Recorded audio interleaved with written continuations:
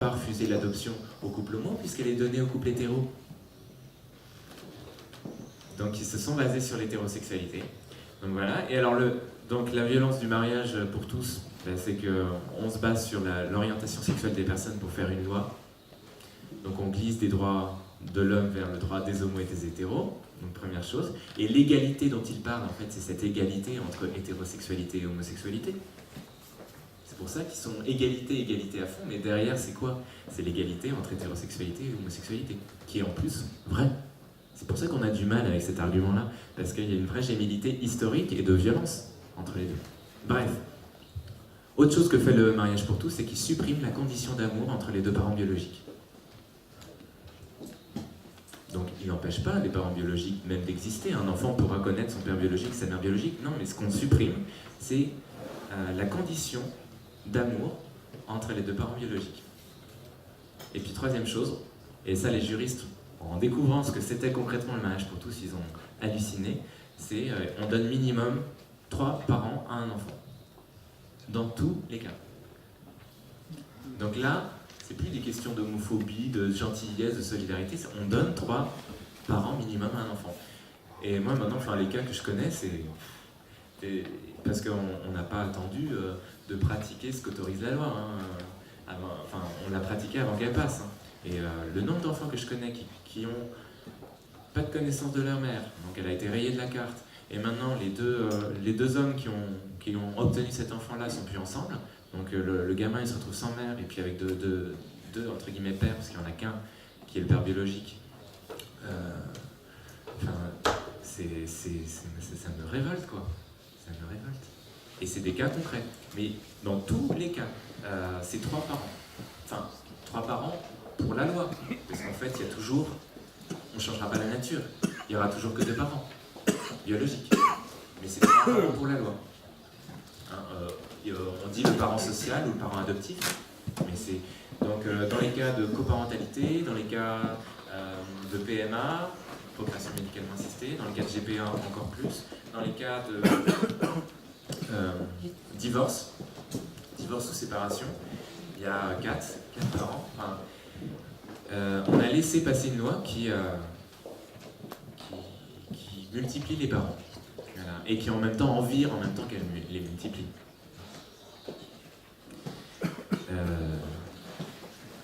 Ça, c'est extrêmement homophobe.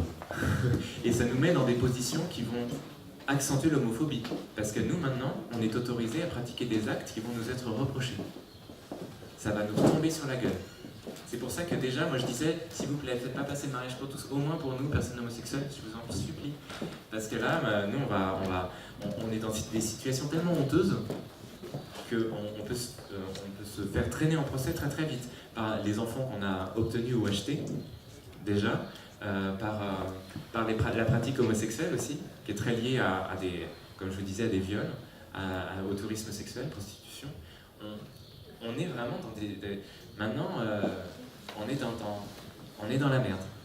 Et plus les sociétés sont gay-friendly et justifient la pratique homosexuelle, plus il y a une recrudescence de l'homophobie. Donc c'est un paradoxe, hein, mais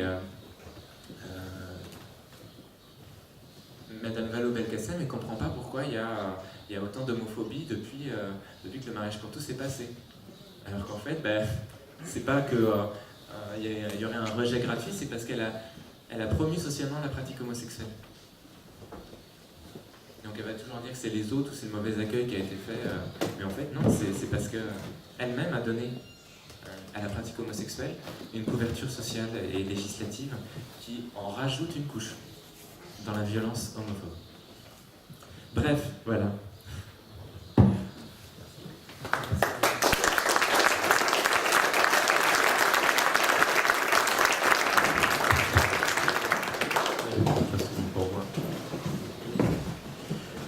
Si vous avez des questions encore, n'hésitez pas à les faire remonter. L'idée en fait c'était qu'on puisse les trier, enfin pas les trier dans le sens de faire trier, d'en mettre de côté, mais les regrouper par thème pour que Philippe puisse répondre de manière un peu coupée. Il y en a qui concernent des définitions. Qu'est-ce que le couple acte dont tu as parlé, qui peut être une abomination? Hétérosexuel est-il un mot piège inventé par le lobbyé et ses idolâtres, mais est-ce une réalité? Et puis, est-ce que vous pouvez définir ce que vous appelez une personne homosexuelle? Et encore une autre question un peu sur le même thème. Vous dites homosexualité, c'est la haine de soi, mais l'homosexualité, c'est quoi? D'où cela vient? Des gènes, un arrêt du développement affectif, un conditionnement éducatif, un libre choix, une contrainte, 3 petits points. Donc voilà, donc là on est un peu dans le pavé de définition, donc tout ce qui est homosexualité, personne homosexuelle, hétérosexuelle et couple acte.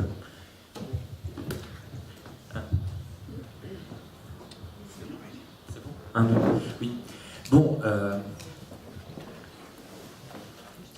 les personnes homosexuelles, vous devez en connaître, sinon ben, on va faire connaissance. Je sais pas, enfin, vous voyez, on peut absolument pas dire la même chose de l'acte et de la personne. Nous, en tant que personne, on est... voilà, en général, on est très très agréable, très gentil. On est adorable, quoi. Donc le problème, c'est vraiment pas la personne. Et même, je dirais que... ça ne répond pas à la question. Ça répond pas à la question, mais si, ça le prépare, parce que, par exemple, quand je dis le couple acte, abomination, on pourrait se dire « Ah, il est en train de dire que le couple personne, c'est une abomination », alors qu'en fait, la radicalité du discours que j'ai sur l'acte, parce que voilà, la violence de l'expulsion de la différence des sexes, elle est là, et elle est abominable. Moi, quand je vois des amis qui me disent qu'ils ont été violés, oui, j'ai envie d'hurler, j'ai envie de dire « c'est abominable ». C'est abominable. Mais après, le couple personne, ce que je vous disais avec les voisines de Jean-Baptiste, je ne peux pas avoir le même regard et la même radicalité parce que il y a des belles choses qui se vivent, parce que c'est des personnes et que les personnes, on ne peut pas les réduire à leurs actes, parce que c'est la personne qui compte d'abord. Et même Jésus, quand il est face à la femme adultère, il lui dit voilà, moi je te condamne pas. Donc, on ne doit pas juger des personnes. On doit juger des actes. Mais on ne doit pas juger des personnes. Et même la charité, c'est premier, avant la vérité. Donc, il faut qu'on fasse avec ça. C'est dur, parce qu'on a souvent envie d'avoir raison. Et de dénoncer. Mais oui, mais en fait, oui, mais si on accueille, on donne à croire qu'on justifie. Il faut quand même accueillir. Il faut quand même aimer. Et c'est l'amour d'abord.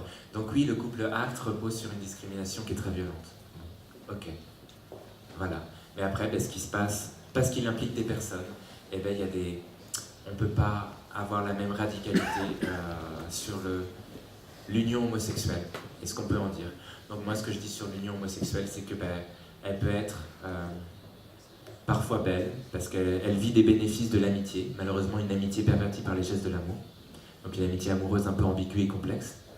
Et puis une amitié, comme je vous disais, qui repose sur un bras de fer, des rapports de domination-soumission qui sont plus marqués. Ou par de l'ennui, quelque chose qui est un peu lisse, quoi. Et que quand un couple homo se débrouille bien, voire mieux qu'un couple femme-homme, ce qui arrive, il est satisfait mais il n'est pas comblé. C'est bien, mais c'est pas le meilleur. Alors après, on pourrait se dire, c'est déjà bien, hein. S'il y en a qui ne peuvent pas vivre autre chose, c'est déjà bien, il faut se contenter du bien. Je pense que l'amour, c'est le meilleur. Donc quand je dis le meilleur, c'est pas le parfait, c'est pas sans combat, mais c'est le meilleur. Et que on peut essayer de vivre quelque chose de bien. Moi, j'ai vécu de mes 29 à 31 ans en couple, hein, et je pense que j'avais une notion de la fidélité qui aurait pu permettre, et puis je suis sorti avec des gars vraiment adorables, hein. Donc c'était pas du tout catastrophique. Donc quand je parle de l'abomination pour couple acte ou l'acte homosexuel, là, avec ce que j'ai vécu, comme c'était une expérience humaine, comme on dit maintenant, là, c'était pas catastrophique. Mais je crois que en choisissant la sécurité, en choisissant le confort, on choisit pas l'amour, parce que l'amour, c'est pas confortable. Le bonheur, c'est pas confortable. C'est secure, c'est cool, c'est bien, mais pas top. Et je pense que on a besoin en amour de vivre avec la croix, de passer par la croix et puis de se donner pleinement et de partir aussi sur des contrées qui nous sortent de nous-mêmes. Et la différence des sexes, ben voilà, enfin, pour des couples qui sont là, qui sont mariés, vous le savez très très bien, et puis pour ceux qui ne sont pas mariés mais qui voient leurs parents ou qui voient aussi le fossé qu'il y a avec l'autre sexe, bah, ça dépayse quoi. Ça dépayse et on a besoin quand même pour sortir de soi et se donner de plus grosses différences que simplement les goûts ou l'amitié quoi. Ce qui tranche vraiment, hein, déjà ça a tellement tranché que ça nous a donné la vie, c'est la différence des sexes quoi. Et puis après, ce qui tranche encore plus, c'est la différence entre créateur et créature. Là, quand on découvre Dieu, on se dit ah, mais avant, je vivais pour ma réussite, mais je vivais pas pour le bonheur. Et je me suis vraiment décentré avec Jésus. Mais voilà, donc oui, on a besoin de la différence des sexes pour s'ouvrir, on a besoin de Dieu pour s'ouvrir. Et c'est les meilleures conditions pour exister d'une part, et puis pour aimer aussi. Donc une loi comme le mariage pour tous rejette cette condition en disant oh, bah, que la différence des sexes soit là, soit pas là, on peut tous être pères, hein, puis on peut tous s'aimer. Moi je trouve ça, mais ça a l'air cool comme ça, mais c'est hyper violent quoi. Alors, pouvez-vous définir ce que vous appelez une personne homosexuelle? En fait, je devrais dire, je suis un homme, enfant de Dieu, habité par une attraction pour les personnes de même sexe plus ou moins durable. Ça fait un peu long. Donc, je condense. Déjà, Jean-Baptiste cet après-midi parlait devant des scolaires et il disait, mais s'il vous plaît, je vous en supplie, dites personne handicapée. C'est un adjectif. Donc déjà, bon, je me bats et en plus ça passe. Ça passe quand on dit personne homosexuelle. Les gens l'accueillent. Ils trouvent pas que c'est un sophisme un peu précieux, un peu catho, chiant ou insupportable. Ils l'accueillent, donc vous pouvez le faire. Après, en sachant quand même que c'est déjà réducteur. Que moi je me définis pas par mon attraction sexuelle et puis je la ressens depuis l'âge de 10 ans, mais je sais pas depuis combien de temps et je sais pas pour combien de temps. Et j'ai pas, je suis pas un animal et je suis un être humain. et voilà, tout simplement. Donc, et même moi, j'ai pas à m'enfermer dans une tendance sexuelle, alors que la sexualité, c'est un chemin de liberté. Et que déjà, même s'il y a des choses qui se cristallisent de manière sérieuse et durable, au nom de la liberté, au nom de l'humanité, il faut reconnaître que ça peut être sérieux. Et moi, c'est pour ça que je vous dis, je suis une personne homosexuelle, mais j'ai pas à m'enfermer dans cette tendance-là. Voilà. Parce que je suis pas une espèce humaine à part. Et parce que on est tous de la même patte. Hétérosexuel est-il un mot piégé inventé par le lobby gay et ses idolâtres, mais une réalité? Bon, hétérosexuel, alors je vais bien développer dans mon troisième bouquin, mais bon, je peux vous dire, déjà c'est un mot, c'est une grosse salade. Hétéro, ça vient du grec, sexuel, ça vient du latin. Déjà c'est mot hybride, et puis l'altérité, elle est déjà dans le mot sexuel. Donc en fait, il y a une redondance, et c'est exactement ce que j'explique depuis 10 ans, c'est que l'hétérosexualité, c'est une sexualité forcée. Donc c'est l'éternel masculin, l'éternel féminin. Quand on dit lui c'est un hétéro de base, c'est pas un homme doux, non, c'est Marlon Brando sur sa bécane, c'est-à-dire c'est le gros beauf ou l'éternel masculin qui roule des mécaniques. Et l'hétérosexuel de base, c'est la blonde poupée Barbie, ou c'est la femme bourgeoise très figée qui n'existe pas, ou c'est carrément la prostituée. Donc en fait quand on parle d'hétérosexualité, on parle de l'homme et de la femme objet, donc d'une sexualité forcée. Donc ça, il faut qu'on le sache, et qui vivent avec le mythe du prince charmant, donc dans la fusion, donc on va jusqu'au couple porno, et en même temps dans la rupture, avec Margaret et Charles qui sont dans la chambre à coucher, et puis qui se parlent pas et qui couchent plus ensemble. Donc on a vraiment, avec les hétéros, cette notion d'amour fusionnel, où on est plus deux personnes seules, avec ses limites, on n'est plus dans la différence des sexes vraiment. Ou alors on est dans une différence des sexes très plaquée. Barbie et Ken, quoi. où il n'y a plus d'amour, il n'y a plus de désir. Et c'est ce qu'on voit dans les revues Gala. Cet homme et cette femme avec la photo déchirée. Johnny et Adeline ne sont plus ensemble. Donc c'est ensemble puis ensemble, on s'amuse comme avec deux poupées. Et l'homme et la femme ne sont pas comme ça. L'homme et la femme qui s'aiment ne sont pas comme ça. C'est pas Jonathan et Kelly dans Les Feux de l'amour.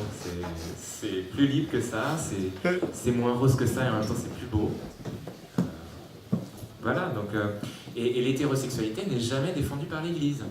Jamais. Parce qu'en fait, l'Église, elle a vraiment compris que ce qui prime, c'est la différence des sexes couronnée par l'amour. Après qu'elle soit, en plus, avec un horizon procréatif, oui, mais couronnée par l'amour. Elle n'a jamais défendu l'hétérosexualité. Pour moi, ça, c'est un des signes qu'elle a tout capté. Qu'elle a tout capté, même quand elle... Là, le catéchisme de l'Église catholique, il est question d'homosexualité. Donc l'homosexualité est reconnue comme un désir, une tendance existante. Même si voilà, l'Église fait bien la part des choses entre la tendance, la pratique et puis la personne. Mais l'hétérosexualité, moi je vous mets au défi de trouver un passage où il a été question d'hétérosexualité. Jamais. Parce que en fait, l'hétérosexualité, en plus, donc, non seulement c'est une sexualité forcée, télévisuelle, cinématographique et puis de la médecine légale, mais en plus, ça prône, et ça on s'en rend pas compte, toutes les altérités au niveau de la sexualité. Donc fétichisme aussi, pédophilie, zoophilie, etc. Donc en fait, quand vous dites que vous êtes hétéro, vous dites que vous êtes bi et que vous êtes libertin. Et d'ailleurs, à la base, alors ça je l'explique dans mon premier livre, le terme hétéro et le terme homo étaient synonymes. C'est-à-dire que les hétéros étaient des personnes qui étaient attirées par les deux sexes et qui voulaient vivre un amour libre. C'est l'amour libre. Donc c'était des gens de la Nouvelle-Angleterre qui c'était absolument pas synonyme après de famille traditionnelle, avec enfants et fidèles. Pas du tout. C'était des personnes qui voulaient une sexualité libre, sans rendre de compte ni à l'État ni à l'Église. Et quand vous regardez bien, l'hétérosexualité revient que en rapport, en calque avec l'homosexualité. Le terme hétérosexuel est apparu en 1870, un an après le mot homosexuel. Donc il y a bien un calque. Et d'ailleurs, les gens qui prônent l'hétérosexualité en général se placent toujours, ils prennent toujours l'homosexualité en calque. Ah non, mais moi je suis pas homo, je suis hétéro. Ou alors, moi, ils n'ont pas choisi d'être homosexuels, moi non plus, j'ai pas choisi d'être hétérosexuel, donc ils n'ont pas choisi. Enfin, voilà, c'est toujours, ils fonctionnent toujours ensemble. C'est un peu les jumeaux historiques et de violence, qui se renvoient la balle l'un à l'autre. Et moi, quand je dis quelque chose sur l'homosexualité, on me dit, ouais, mais c'est pareil chez les hétéros, voire c'est pire. Et moi, je leur dis, mais tout à fait. Il n'y en a pas un pour rattraper l'autre. Il n'y en a pas un pour rattraper l'autre. Donc oui, moi ce que je dis par exemple, quand je m'oppose au mariage pour tous, c'est que je m'oppose aussi à toutes les lois hétérosexuelles qui sont passées avant. Moi c'est pas l'homosexualité qui m'a fait me lever aux manifs. C'est toutes les lois abortives, contraceptives, sur le divorce, etc., sur les couples femmes-hommes. C'est déjà pour ça qu'on se lève. Et c'est pour ça aussi qu'on a une espèce de gros mammouth, on s'en rend compte, à traîner et à dégraisser, parce que en fait c'est pas seulement les lois qui reposent sur l'homosexualité que l'on combat, c'est toutes les lois qui reposent sur l'hétérosexualité. Alors après qu'on en ait conscience ou pas, c'est encore un autre problème, mais moi je vous le dis.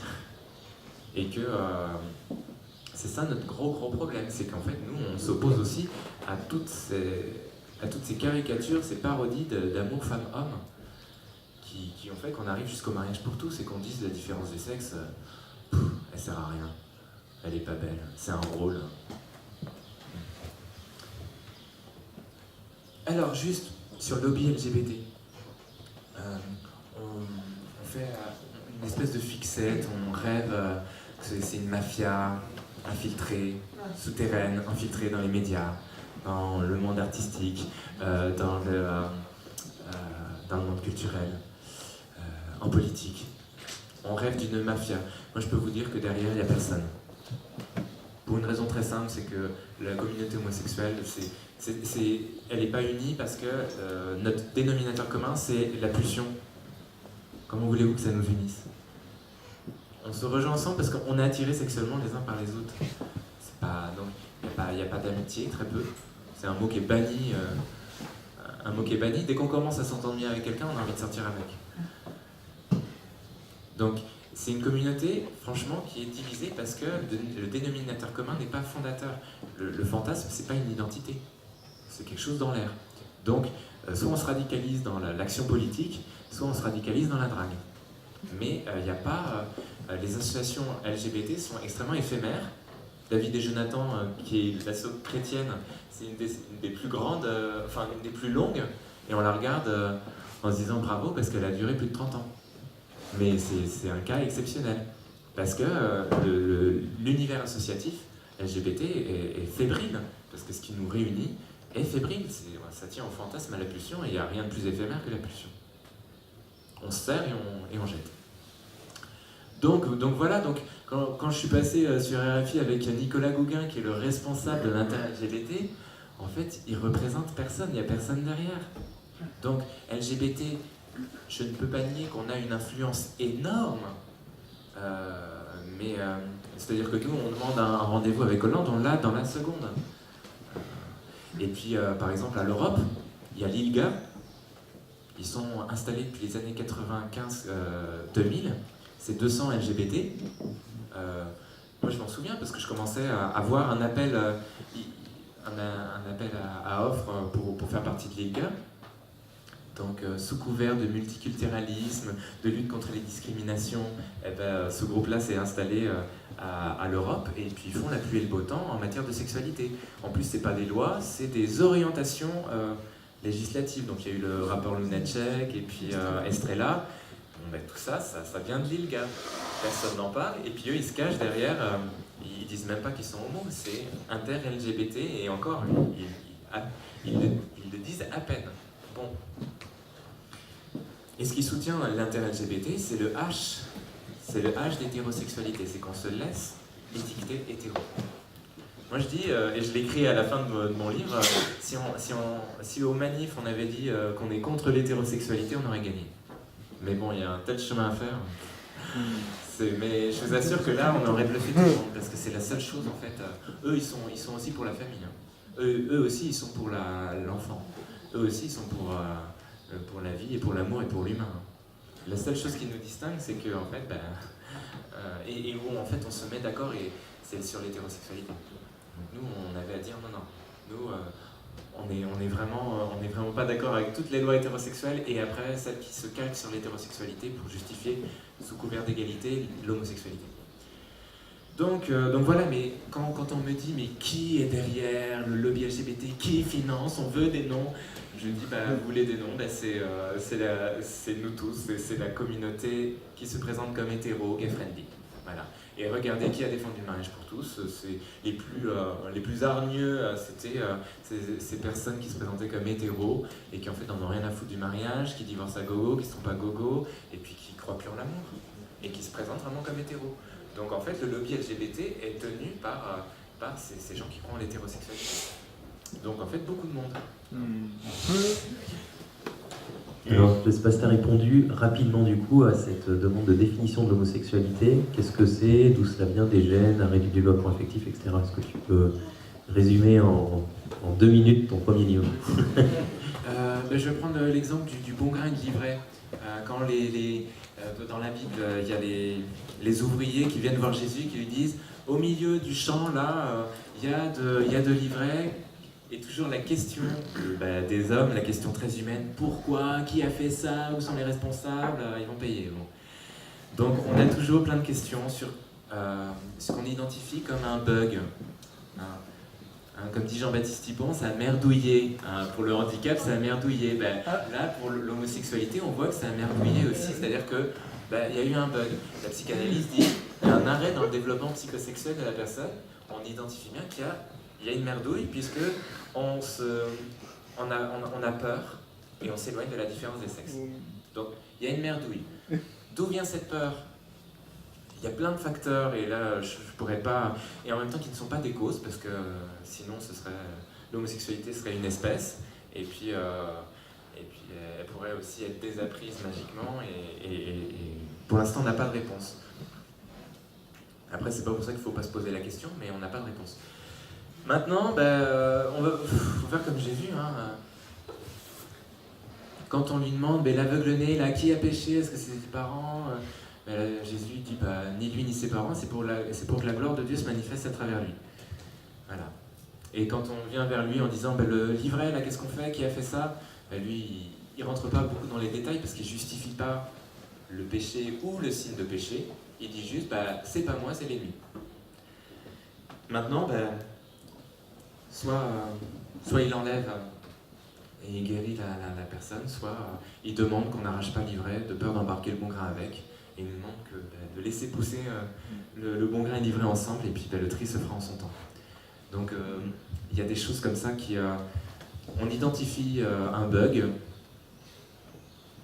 une merdouille, mais après ça ne veut pas dire que la personne est condamnée à s'adonner déjà à ce bug, et puis qu'elle ne peut pas en faire quelque chose. Même je dirais que quand on donne sa blessure sans la pratiquer, ça laisse encore plus passer la lumière. C'est comme une lampe, vous savez, avec une fissure, quoi. Quand on est habité, du coup, la lumière passe encore mieux par la fissure. C'est Michel Audiard, le réalisateur, qui disait les fêlés, c'est ceux qui font passer le mieux la lumière. C'est fou, parce qu'on attendait, justement, on se disait, il est fêlé, donc c'est un peu dangereux, on reste éloigné, quoi. Ça fait peur, la blessure. On se dit, c'est quelqu'un de pas stable, de pas solide.